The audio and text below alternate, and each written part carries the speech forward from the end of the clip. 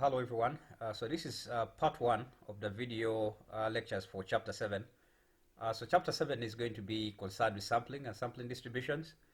So you're going to be using some of the things that we've learned from chapter 5 and 6 and 4 and 3 to now move towards a more practical side of statistics. So the first thing we're going to look at is basically sampling types, and we're going to be discussing the simple random sampling initially. So simple random sampling is basically when you are trying to sample in a way that every member of the population has got an equal chance of being selected. And there's two ways you could do this. First of all, you could have what you call a finite population. So if you have a finite population, it means that every member of the population is actually known. I'd already set up an Excel here. Say you have 10 members of the population. So usually when you're doing a simple random sample, you want to set up some kind of random number generator. In this case, we have only 10 members, so I make a random number generator between 1 and 10. So I want to, so let's assume I want to get,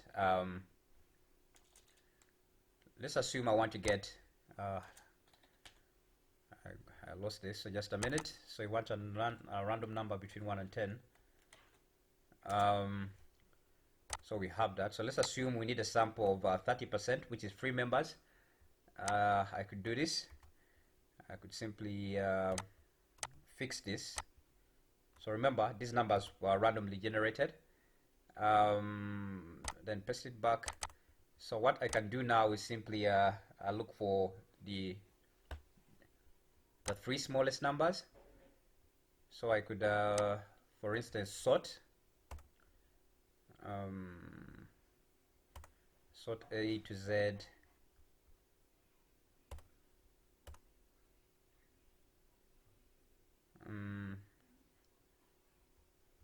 wait a minute. Say I want to sort. So I need to do a custom sort. I want to use column B, smallest to largest. Yeah. So if I do this, the 3. So my random sample is basically going to be this. So as long as the process that you follow is assumed to be random. So in this case, I use a random number generator. Assume assign random numbers to every element, and then I take the 3 smallest values because I want a 30% sample. So that is one way you could probably do a finite sample, a random sample from a finite population. Alternatively, you could have an infinite population, so you don't really know how big the population size is. So as long as you have a process which you are sure is random or is unbiased, you can still use you could still apply random sampling. An example could be, for instance, if you have people who are coming into a shop. If you have people who are coming into a shop and you want to get a sample which is random of some size n. So one of the things you could do is, for instance, you could take the arrivals, because you might assume that the arrivals are independent, but then you might realize, for instance, sometimes people walk into the shop in groups. Yeah, sometimes people do walk into the shop in groups. So in this case, if we come into the shop in a group, then our arrivals are not independent of each other. So another thing you could do is, for instance, look at the maybe if you have a brochure program. So if you have a brochure program, then you could take, this is from the book, you could take every customer that comes after a customer that presented a brochure, because the process that controls whether or not a person is going to present a brochure is, you assume, is random. We don't really have too many brochure programs in Uganda, but one thing you could do is maybe look at, say if you're in Uganda, you could look at, you could take every customer that comes after a customer who presented a 10,000 shilling note, for instance. So you assume that, if a customer presenting a 10,000 shilling note is completely random. So every customer that comes after that could be part of your sample. So these are just some examples of how you could actually do a random sample over an infinite population. So I think this is easy for us to follow now, coming off chapter chapter 4 and 5. So the number of samples that you can generate from a population of n, the number of samples of size n that you can generate from a population of size capital N is basically that combination. So which is really selecting n from n. So the number of different ways you could select n from n lowercase from n uppercase is simply that. So you already know this. Nothing strange here. So let's look at this principle of point estimation. So generally, when you're doing inference, you do what you call point estimation. For instance, from your sample, you can deduce a mean, and you do assume that that mean is actually representative of the mean. Especially if you do a random sample, you do assume that the mean is going to be representative of your population mean. So the whole point of sampling is that you want to deduce the properties of the population, but then it's not always feasible for you to deal with an entire population of values, and hence the term point estimation. So what you're really doing when you're trying to deduce the properties of a population from a sample is a point. And the value that you do get, for instance, the sample variance is referred to as a point estimate. So it's the point estimate for the population variance. The sample mean and proportion and so on and so forth are basically point estimates for the population parameters. We have a situation here, for instance. So this is an example from the book for the EAI case study, which is basically a company somewhere in the USA, which has and they're doing a small study to find out the mean salaries of these individuals that do work for this company. And you find the population mean annual salary is $51,800, and this is a sample, a random sample that was generated from this population, and the random sample that was generated basically gives you a point estimate. So this is the mean of the sample, and we in the jargon you can also refer to this as a point estimate. And this particular sample, the sample standard deviation was actually 3348.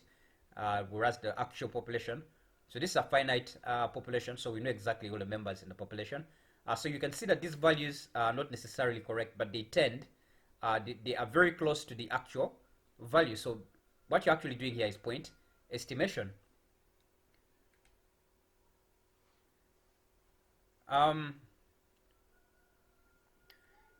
So the point estimate of mean, we shall refer to that as x bar for the mean, and for the proportion we shall refer to that as p bar. So this a different number of samples. So in this situation, we managed to generate 500 samples of size 30. So this is introducing us to sampling distributions. So when you talk about sampling distributions, you're going to be interested in finding out how does this value behave depending on the sample. So the value that you actually do get for this, for the point estimate, depends on how you sample. I hope that is clear. Because remember, we said you could have this number of samples for a population of size uppercase n. If you're selecting a sample size lowercase n, then you're going to have this combination to give you the number of samples.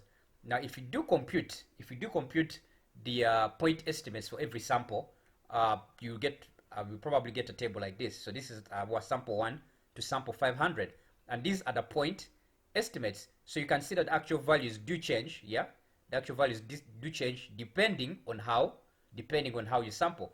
So when you talk about a sampling distribution, we want to see the behavior basically want to see the probability distribution for the point estimates. What is the probability distributions for the point estimate? And this is very useful if you're going to apply. It is very useful for us to compute things like error bounds and confidence intervals and so on and so forth, because then we can know exactly what to which extent does the value that we get, to which extent can it deviate from the actual value that you're trying to estimate. So it does turn out that particularly if you're doing simple random sampling, that the distribution is actually going to be a normal distribution. and this is actually quite useful. Um, and generally speaking, when you're doing, in the case of a mean, we are going to first of all deal with the case of a mean, because we want to see how the mean behaves depending on how you sample. So for a sample of n, so here we do assume that the sample size is the same for all different samples, for all different possible combinations of n from uppercase n. Um, so provided it does turn out, like we say, that the actual sample distribution for the mean, so the sample distribution for the mean, so this is the tabulation for these values over here, yeah, for these values here for the middle column, right? So we said this actually follows a normal distribution, and if we want to see the if we want to derive the formulae for the standard deviation, so remember, a normal distribution is defined by two things. The mean, it is defined by two things, the mean and the standard deviation. It does turn out that when you do this thing, if you go over the actual mean, the mean value for the point estimate is actually the mean of the population, yeah? So the mean value for the point estimate is actually going to be the mean for the population. But now, if you want to compute the standard deviation, if you want to compute the standard deviation for the sample mean point estimate, then the standard deviation is given by this formula. Basically, it's going to be sigma over root n. So this is going to give you the standard deviation. So that means, for instance, that the larger your n, the larger your sample size, the lower the deviation. Yeah, the lower the sample, the lower the sample, the deviation of the sampling distribution.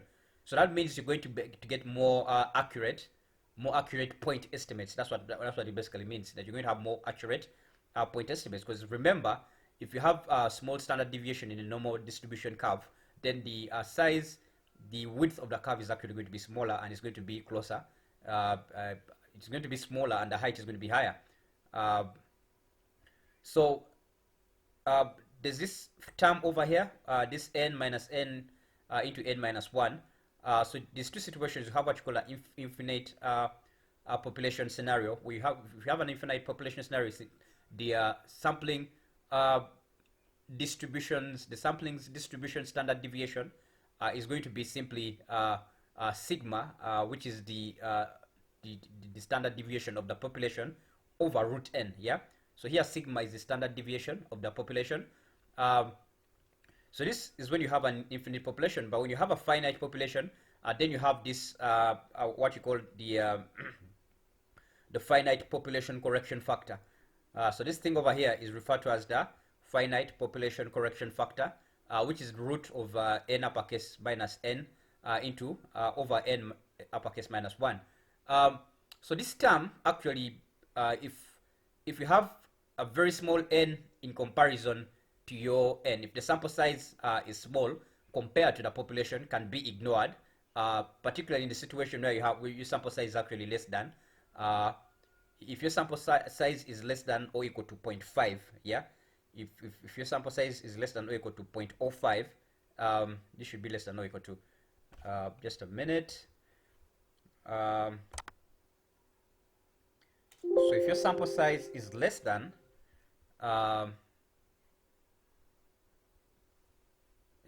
or equal to 0.05 of the population, then this figure over here is actually going to tend to 1. So if n is very small compared to uppercase n, then you do realize that this factor over here tends to 1. So in these situations, we find that we basically be using the sigma over root n regardless.